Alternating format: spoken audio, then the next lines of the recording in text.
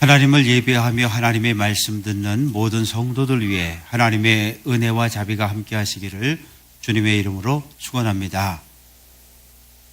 우리가 성경을 이야기할 때 이 성경을 헬라어로 캐논이라고 이야기합니다. 그런데 이 캐논, 우리 그 캐논 복사기도 있는데 아마 같은 의미일 것 같아요. 캐논이라고 하는 것은 잣대 그런 의미를 가지고 있습니다. 우리의 말과 행동이 하나님이 정한 기준에 일치하는가, 하나님이 정한 기준에서 벗어나는가, 이것을 재는 잣대가 바로 성경입니다. 성경은 그 자체가 하나님의 말씀인데 하나님을 어떻게 예배해야 하는가, 하나님 앞에 어떻게 나와 기도해야 하는지 그 신앙생활의 기준을 우리에게 제시해 주는 하나님의 잣대입니다. 목사님, 저는 신앙생활을 잘하고 있습니다. 이렇게 자랑할지라도 하나님의 잣대로 쟀을 때 모자라거나 아니면 지나치게 길면 하나님의 칭찬을 받을 수 없습니다. 하나님께서 다윗을 하나님의 잣대로 측량했는데 어떤 평가가 나왔을까요? 사도행전 13장 23절, 내가 이새의 아들 다윗을 만나니 내 마음에 맞는 사람이라, 내 마음에, 하나님의 마음에 맞는 사람이라, 이런 평가를 다윗은 받습니다. 그렇게 하나님께 좋은 평가를 받은 다윗, 노년에 예상치 못한 고난을 만나게 됩니다.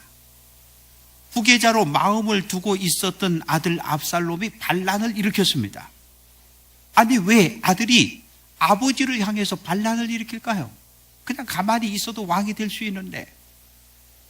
여기에는 다윗의 부끄러운 가정 이야기가 숨어 있습니다. 다윗은 밧세바를 비롯해서 아내를 8명 이상의 아내가 있었어요. 8명 이상의 아내로부터 18명의 아들이 태어났습니다. 아버지는 다윗인데 엄마는 다 다른 거예요. 그러니 이 18명이 서로 갈등하고 다툽니다. 가지가 많은 나무에 바람 잘 날 없다, 이런 말이 있는데 다윗의 가정에 일어나서는 안 될 그런 일들이 벌어집니다. 어느 날 장남 암논이 병이 들었어요. 그런데 배다른 여동생 다말을 짝사랑합니다. 그래서 침상으로 끌어들여서 강제로 성폭행을 해버려요. 그리고는 언제 그랬냐는 듯이 차버립니다.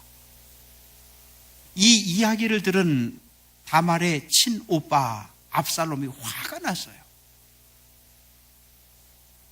어느 날 생일잔치 합시다 형님, 그래서 불러가지고 암논을 초청하고 그냥 칼로 죽여버립니다. 자식들 사이에 갈등과 다툼이 일어나면 아버지의 역할이 대단히 중요합니다. 아버지가 교통정리를 해줘야 돼요. 야단칠 거 야단치고 책망할 거 책망하고. 그런데 다윗은 암논이 범죄했을 때 입을 다물어 버립니다. 왜요? 나도 젊은 날 그랬거든요. 나도 젊은 날 우리야 장군의 아내를 나도 그랬거든요. 압살롬이 형 암논을 죽였을 때도 그놈 불러다가 야단치고 두들겨 팼어야 되는데 그냥 책망하지 않습니다. 압살롬은 압살롬대로 아버지에 대한 불만이 있는 거예요. 아버지가 돼서 암논 형이 잘못했으면 야단을 쳐야 되는데 야단을 안 쳐주니까. 그래서 아버지에 대한 불만을 품고 그때부터 백성들의 마음을 하나하나 훔치기 시작합니다. 왕이 정치에 관심이 없습니다. 왕이 백성을 사랑하지 않습니다. 여론을, 부정적인 여론을 퍼뜨리고 다윗 왕에게 불만을 품은 사람들을 하나둘 모아서 자기 세력을 만들고 어느 날 반란을 일으키는 거예요. 반란이 성공했습니다. 압살롬이 이끄는 군대가 예루살렘을 포위했고 다윗은 한밤중에 맨발로 감람산을 넘어 달아나야 했어요. 오늘 시 5편은 압살롬이 반란을 일으키려고 한다는 사실을 다윗이 알았을 때, 그때를 배경으로 하고 있습니다.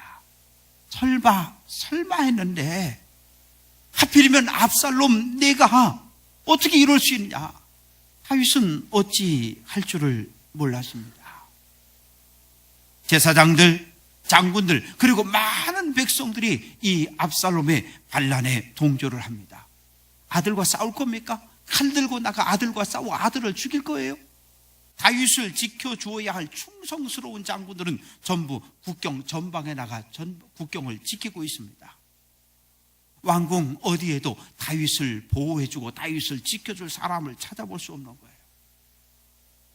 이때 다윗은 하나님 앞에 나가 무릎을 꿇습니다. 기도합니다. 나의 말에 귀를 기울여 주소서. 내 심정을 헤아려 달라고 옷을 찢고 가슴을 치며 부르짖습니다. 내가 부르짖는 소리를 들으소서. 아침에 내가 주께 기도하고 바라리이다 라고.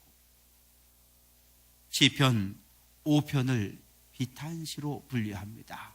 3편, 4편, 5편 모두가 압살롬의 반란과 관련되어진 시들입니다. 아들의 반란으로 인해서 슬퍼하며 탄식하는 아버지 다윗의 마음이 잘 표현되어 있습니다. 하나님 앞에 나가 기도하는 다윗의 심정은 어떠했을까요? 말로 표현할 수 없는 아픔과 고통에 몸을 떠옵니다. 다윗은 큰 소리로 때로는 가슴을 치고 옷을 찢으며 탄식의 눈물을 흘리며 기도합니다. 다윗의 기도는 진실했고 간절했습니다. 눈에 보이는 상황은 절망적입니다. 그 절망적인 상황을 바라보지 않습니다. 그리고 마음을 온전히 하나님께 고정을 시킵니다. 신하들이 뛰어들어오며 이야기합니다. 사람의 소리에 귀를 닫습니다. 하나님의 음성 듣기를 원했습니다. 다윗의 마음 깊숙한 곳에 하나님을 향한 간절함이 있었습니다. 간절하게 기도할 때 하나님의 응답을 받습니다. 다윗은 여호와여, 여호와의 이름을 부르며 기도합니다. 여호와, 하나님을 부르는 호칭입니다. 그런데 이스라엘 백성들은 너는 내 하나님 여호와의 이름을 망령되게 부르지 말라, 이 말씀을 철저하게 지켰습니다. 여호와라는 말을 입 밖에 낼 수 없었어요. 율법을 읽어 내려갑니다. 율법을 읽다가 여호와라고 하는 단어가 나오면 읽지 않고 그냥 넘어갔습니다. 시편 23편 1절 여호와는 나의 목자시니 이렇게 읽어야 되는데 나의 목자시니 이러고 넘어가는 거예요.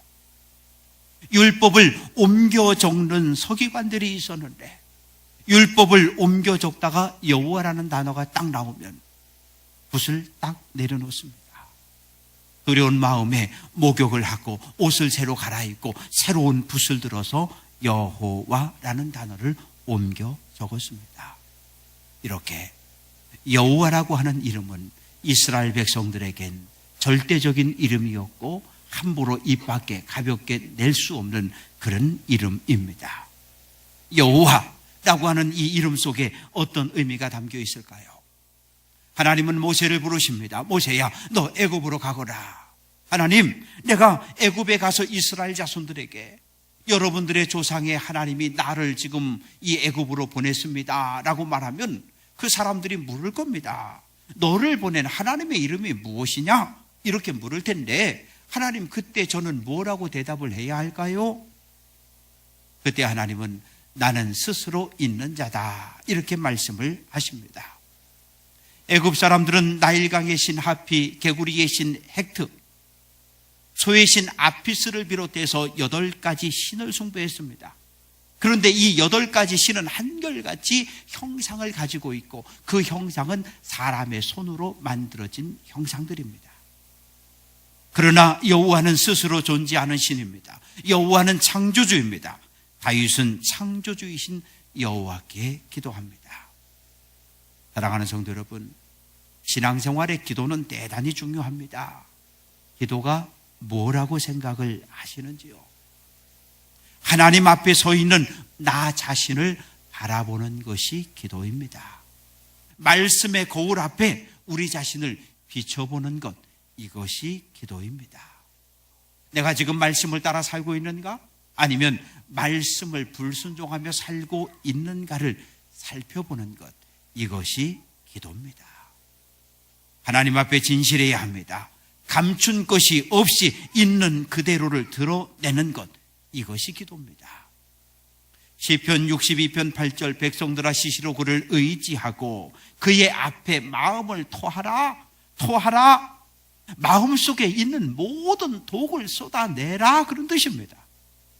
우리의 마음속에 희로애락의 감정들이 있는데 악한 마음, 속상한 마음, 울음, 비탄, 슬픔, 이 모든 감정들을 그대로 다 쏟아내라는 거예요.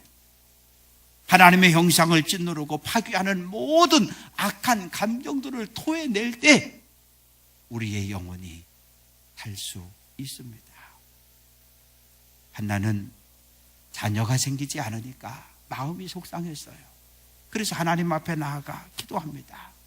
얼마나 오랜 시간 기도했는지 엘리 제사장이 이렇게 쳐다보니까 입은 이렇게 오물오물거리는데 말소리 나지 않아요. 마치 술 취한 여자가 와서 주정하는 것처럼. 그래서 야단치는 거예요. 이 여자야, 너 언제까지 술 취해서 기도할래? 주정할래? 그때 한나가 이야기합니다. 나는 마음이 슬픈 여자요, 포도주나 독주를 마신 것이 아니라 나의 마음을 하나님 앞에 통한 것뿐입니다. 이렇게요. 사랑하는 성도 여러분, 신앙생활은 하나님과 나의 마음이 통해야 합니다. 한번 생각해 보십시다. 심장으로 올라가는 혈관이 막혔어요. 어떻게 됩니까? 사람이 잘못하면 죽습니다. 뇌로 올라가는 혈관 하나가 막혔습니다. 어떻게 됩니까? 막히거나 터지면 사람이 죽습니다. 마찬가지입니다. 하나님과 나 사이가 죄로 막혀 있으면, 악으로 막혀 있으면 우리의 기도는 하나님 앞에 상달될 수가 없어요. 올라갈 수가 없습니다. 상한 마음, 상처 입은 영혼 그대로를 하나님 앞에 내어 놓아야 합니다. 왜요? 하나님은 우리 마음을 살피시는 분, 하나님은 우리의 마음을 아시는 분이기 때문입니다. 다윗은 하나님을 나의 왕으로 고백합니다. 지금 이스라엘의 왕이 다윗인데, 그러나 믿음의 눈을 들어보면 이스라엘의 왕은 하나님입니다. 애굽에서 종살이하던 이스라엘 백성을 해방시켰습니다. 광야 40년을 동행하면서 구름기둥으로 불기둥으로 보호하고 인도해 주셨어요. 요단강 건너가 가나안 땅 7년 동안 전쟁할 때 하나님께서 친히 싸워 승리한 하나님의 전쟁입니다. 이스라엘의 왕은 하나님인데 지금 이스라엘 백성들이 몰려와서 사무엘에게 이야기합니다. 눈에 보이는 왕을 세워달라고요. 사무엘상 8장 5절 모든 나라와 같이 우리의 왕을 세워 우리를 다스리게 하소서. 사무엘은 안 된다고 이야기합니다. 하나님만이 우리의 왕이다. 우리에게 하나님 외에 또 다른 왕은 필요 없다. 설득하지만 백성들은 듣지 않습니다. 백성들은 눈에 보이지 않는 하나님을 왕으로 인정하지 않습니다. 하나님 없는 삶을 살겠다고 고집을 부리고 있습니다. 그때 하늘에서 우레가 치고 비가 내리기 시작하자 백성들은 두려움에 빠집니다. 사무엘상 12장 19절 우리가 우리의 모든 죄에 왕을 구하는 악을 더하였다. 이렇게 백성들이 고백을 합니다. 죄라는 단어와 악이라는 단어가 동시에 등장을 합니다. 죄는 무엇입니까? 하나님의 말씀, 하나님의 법을 지키지 않는 것이 죄입니다. 동성애를 비롯한 모든 타락한 성적인 타락이 죄입니다. 우상을 숭배하는 것이 죄입니다. 그렇다면 우리는 도대체 얼마나 많은 죄를 짓고 살아가고 있는 사람들입니까? 악은 무엇입니까? 악이라는 단어는 창세기에 처음으로 등장합니다. 창세기 2장 17절 선악을 알게 하는 나무, 선악. 선은 무엇입니까? 하나님 보시기에 좋은 것, 이거 선입니다. 그러면 악은 무엇입니까? 악은 죄의 본질입니다. 하나님 보시기에 좋은 것이 아니라 내 눈으로 볼 때 좋은 것, 이것이 악입니다. 악이라는 단어는 히브리어로 라아라고 합니다. 같이 한번 해볼까요? 라아. 눈을 뜻하는 아인이라고 하는 철자가 두 개가 계속해서 붙어 있습니다. 하나님이 우리에게 눈을 선물로 주셨는데 이 눈은 오로지 하나님만 바라보도록 창조되어진 눈입니다. 그런데 악인에게는 눈이 또 하나 있는 거예요. 이 눈이 하나님을 바라보는 것이 아니라 우상을 바라봅니다. 이게 악입니다. 악은 인간성을 파괴합니다. 악은 하나님의 형상을 파괴합니다. 하나님을 향한 우리의 생각이 흐트러지지 않도록 악을 경계하는 성도 되시기를 주님의 이름으로 부탁드립니다. 요한복음 13장 2절, 마귀가 벌써 시몬의 아들 가롯 유다의 마음에 예수를 팔려는 생각을 넣었더라. 예수를 팔려는 생각을 넣었더라. 마귀의 일이 무엇입니까? 우리 마음밭에 악한 생각, 부정적인 생각, 저주하고 비난하는 것, 시기하는 것, 이런 부정적인 생각을 자꾸 갖다 뿌립니다. 우리의 눈으로 보는 것 가운데 많은 악한 것들이 우리의 마음밭에 쌓여 들어가기 시작합니다. 그래서 우리의 마음밭이 더러워지는 거예요. 우리의 마음밭이 타락하는 겁니다. 그러면 어떻게 될까요? 사울처럼 됩니다. 사무엘상 16장 14절, 여호와의 영이 사울에게서 떠나고 여호와의 영이 사울에게서 떠나고 여호와의 부리시는 악령이 들어오니까 사울이 번뇌케 되었다, 미쳤다, 그런 말입니다. 여호와의 영이 떠나고 여기 악한 영이 들어오면 어떤 일이 벌어집니까? 악한 말을 하고 악한 행동을 하는 거예요. 분명 예수 믿는 사람인데, 분명 크리스찬인데, 겉모습은 성도인데 그 입에서 쏟아져 나오는 말은 차마 들을 수가 없어요. 예수 안 믿는 사람보다 더 독하고 더 악한 말들이 그 입에서 막 쏟아져 나옵니다. 왜? 하나님의 영에 사로잡힌 것이 아니라 악한 영에게 사로잡혔기 때문입니다. 우리의 마음밭에 마귀가 뿌린 악의 씨앗들이 자라나지 못하도록 말씀과 기도로 거룩한 삶을 살아가는 성도 되시기를 주님의 이름으로 축원합니다. 다윗은 아침에 기도했습니다. 어두운 밤이 지나고 아침이 오면 사람들은 일어나서 하루의 활동을 시작합니다. 사랑하는 성도 여러분, 오늘 아침 잠자리에서 눈을 뜰 때 그 마음이 어떠하셨는지요? 새날을 허락하신 하나님께 감사하는 마음으로 우리는 일어나야 합니다. 하나님께서 지난밤 잠잘 때 우리 영혼을 거둬갈 수 있었어요. 그러나 우리 영혼을 보호해 주신 것에 감사하고 부활의 새 아침을 맞이할 수 있게 하신 것을 감사해야 합니다. 아침은 고통이 지나가고 승리의 기쁨이 시작되는 시간입니다. 이 소중한 아침 어떻게 시작을 해야 할까요? 마가복음 1장 35절, 새벽 아직도 밝기 전에 예수께서 일어나 나가 한적한 곳으로 가사 기도하시더라, 이렇게 말씀하십니다. 새벽을 깨워 기도하는 성도 되시기를 주님의 이름으로 축원합니다. 기도할 때 하나님의 음성을 들어야 합니다. 한날의 첫 시간 하나님께 기도함으로 하나님의 뜻을 깨닫는 귀한 성도 될 수 있기를 주님의 이름으로 축원합니다. 아침에 내가 주께 기도하고 바라리이다. 다윗은 기도하고 하나님의 응답하심을 기다린 사람입니다. 바라다, 기다린다, 그런 뜻입니다.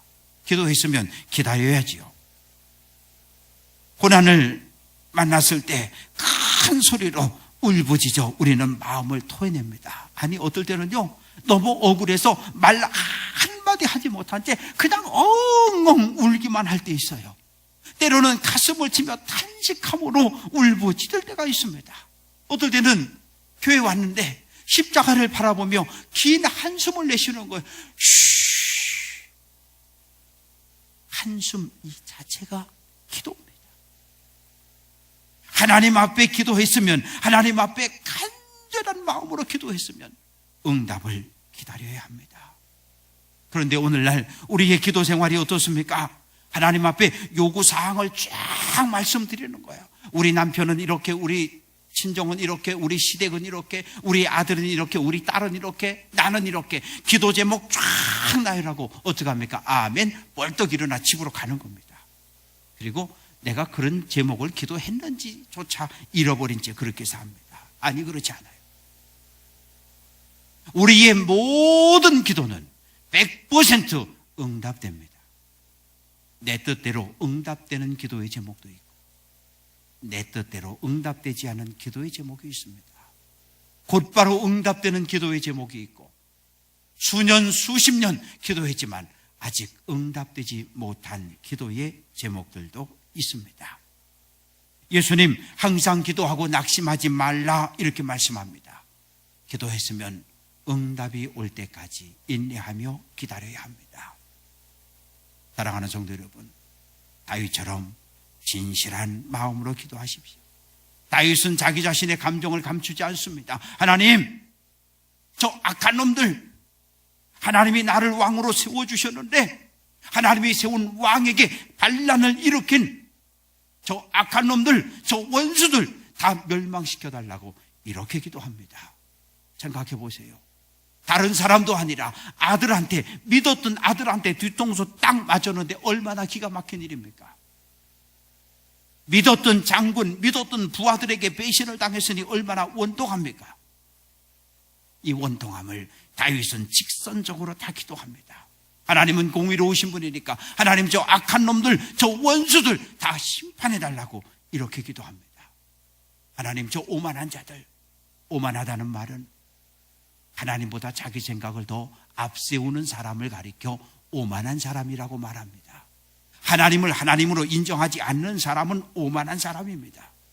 압살롬을 따라서 함께 반란을 일으킨 저 원수들, 행악자들을 다 멸망시켜달라고 자기 자신의 감정을 조금도 감추거나 숨기지 않습니다.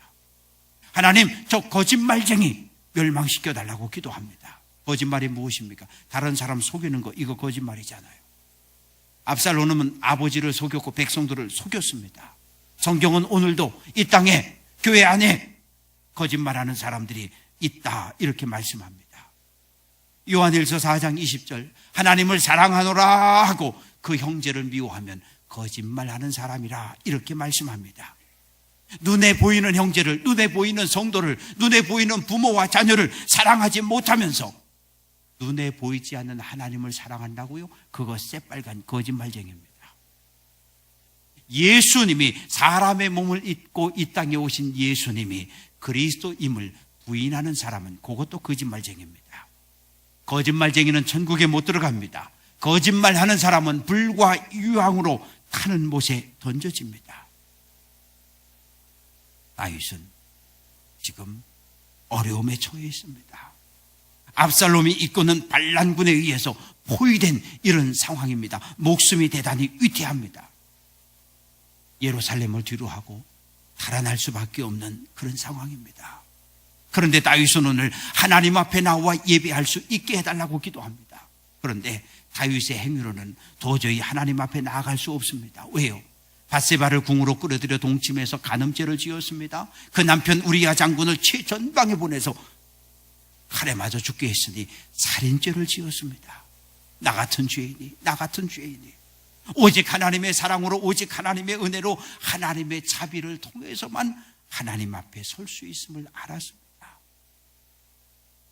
시편 119편 71절, 고난당한 것이 내게 유익이라. 지금 다윗은 이 고난을 하나님의 채찍, 하나님의 징계로 받아들이고 있습니다. 그래서 고난이 찾아왔을 때 하나님 앞에 무릎을 꿇습니다. 하나님, 왜 이 고난을 내게 허락하셨는지 뜻을 깨닫게 해달라고 묻습니다. 구원을 호소합니다. 주의 의로 나를 인도하시고 주의 길을 내 목전에서 곧게 하소서라고 말합니다.